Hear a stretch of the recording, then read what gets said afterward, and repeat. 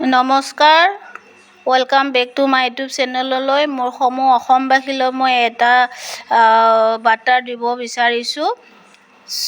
আপোনালোকে মোৰ ভিডিঅ'টো শেষলৈকে চাই যাব বুলি মই ভাবিছোঁ। আৰু ভিডিঅ'টো হ'ল আজি মই এই কঁঠালখিনি ধুনীয়াকৈ মোৰ জোখত মই কাটি লৈছোঁ আৰু মই অলপমান বইল হ'ব দিলোঁ। এতিয়া এইখিনিয়ে মই কি কৰোঁ আপোনালোকে চাব বাৰু। মই ইয়াতে প্ৰয়োগ কৰিছোঁ কণী হয়। এই কণীখিনি মই অলপমান হালকাকৈ ফ্ৰাই কৰি লৈছোঁ, যিহেতু মানে বেছিকৈ ফুটি নাযাব। এনেদৰে আপোনালোকে লৈ ল'ব। ইয়াত মই প্ৰয়োগ কৰিছোঁ পিঁয়াজ ঢালি লৈছোঁ, সৰহকৈ অলপমান পিঁয়াজ ঢালিব। আৰু কেঁচা জলকীয়া ঢালি ল'ব আপোনালোকে। আৰু আদা পিচা দি দিব।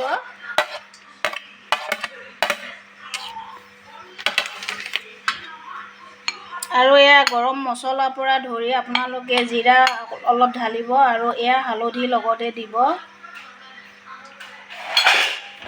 নিমখ ঢালি ল'ব।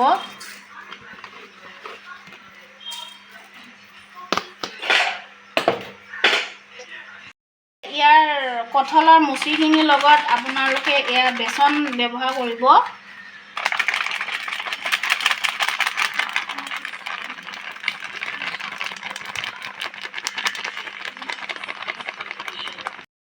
গ্ৰাম বেচন লৈছোঁ মই, যিহেতু মোৰ কঁঠালৰ মুচিখিনি অলপ বেছি হয়। মই কমকৈ বনোৱা নাই বাৰু। এনেকৈ কৰি আপোনালোকে গোটেইখিনি তৈয়াৰী কৰি ল'ব। যিহেতু আজি মোৰ কেঁচা ধনিয়া পাত নাছিলে, সেইটো কাৰণে মই দিব পৰা নাই। কিমান ধুনীয়া হৈছে চাব, আপোনালোকে নিজে লক্ষ্য কৰক। কঁঠালৰ মুচি আৰু আপোনাৰ মানে কি ক'ম আৰু মাছৰ কণী দি পেলাইও আপোনালোকে পকৰি বনাব পাৰে।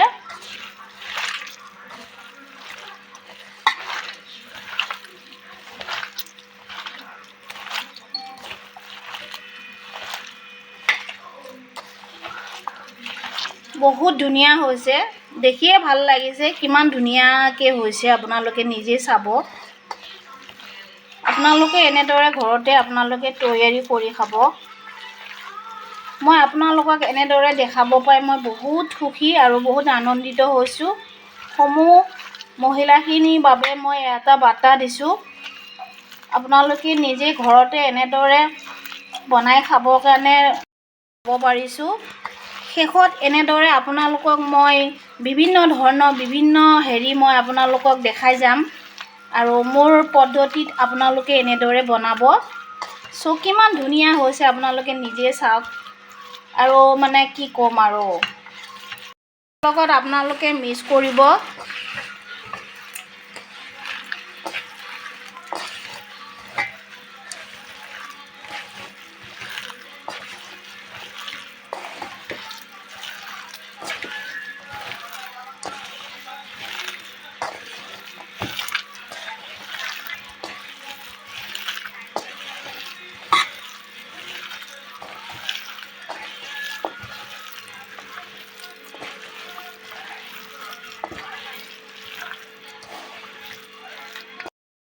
লৈছোঁ, আপোনালোকে নিজে লক্ষ্য কৰিব কিমান ধুনীয়া সুন্দৰ হৈছে। আপোনালোকক কি ক'ম আৰু, ৰাখি থ'ব।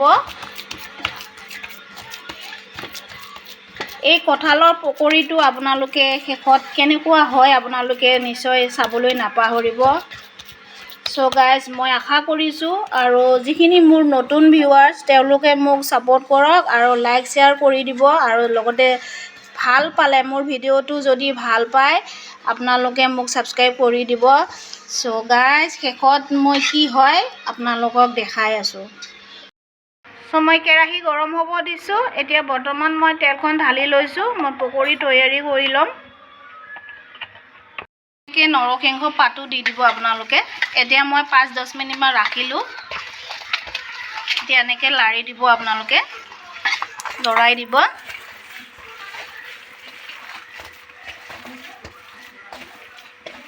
ইয়াত কি ঢালিলোঁ আপোনালোকৰ মনত থাকিব নহয় আপোনালোকে এনেকৈ আপোনালোকে কঁঠালৰ মচি দিব এতিয়া পকৰি বনোৱা ষ্টাৰ্ট কৰিছোঁ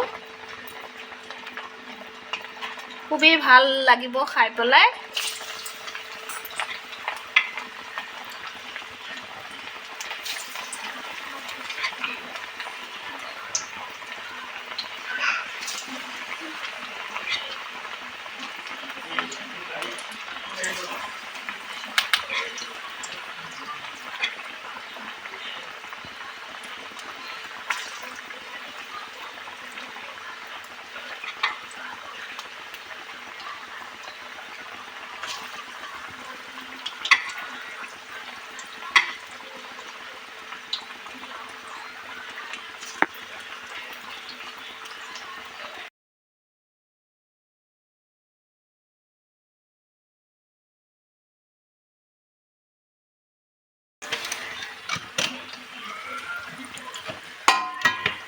সো বন্ধু বান্ধৱীসকল এনেদৰে আপোনালোকে ঘৰতে কৰিবৰ কাৰণে শিকিব আৰু যিখিনিয়ে জানিছে আৰু নজনাখিনিও মোৰ ভিডিঅ'টোৰ মাধ্যমে চাই ল'ব কিমান ধুনীয়া হৈছে চাওকচোন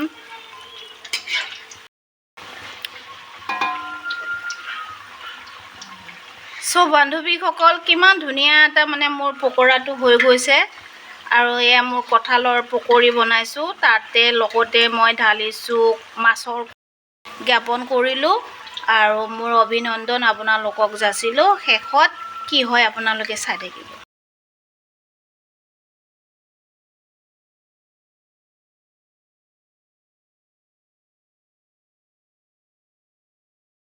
গাইজ সম্পূৰ্ণ মোৰ কঁঠালৰ পকৰি তৈয়াৰী হৈ গ'ল আৰু ইমেজিং ইমান ধুনীয়া সুন্দৰ এটা হৈছে আপোনালোকে নিজে লক্ষ্য কৰিলেই গম পাব আৰু খাই পেলাই যে এনেকুৱা মানে টেষ্টিমূলক হৈছে আৰু প্ৰত্যেকটো আপোনালোকক মই শ্বেয়াৰ কৰিম আৰু শেষত আপোনালোকে মোৰ নিচিনা আপোনালোকে ট্ৰাই কৰিব বনাবৰ কাৰণে আৰু মেহনত কৰিলে লগতে আলু ইমান ধুনীয়াকৈ সুন্দৰ পৰিৱেশত মই ইমান ধুনীয়াকৈ মই হেৰি কৰিছোঁ আপোনাৰ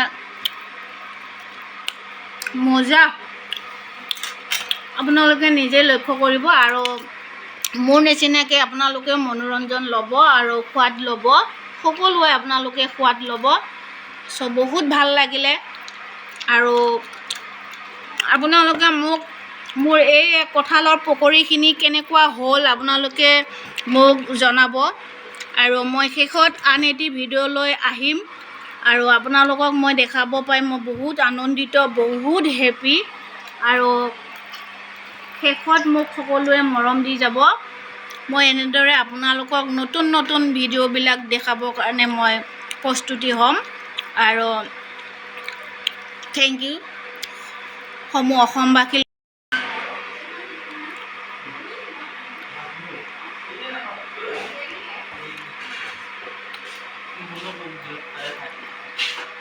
খাবি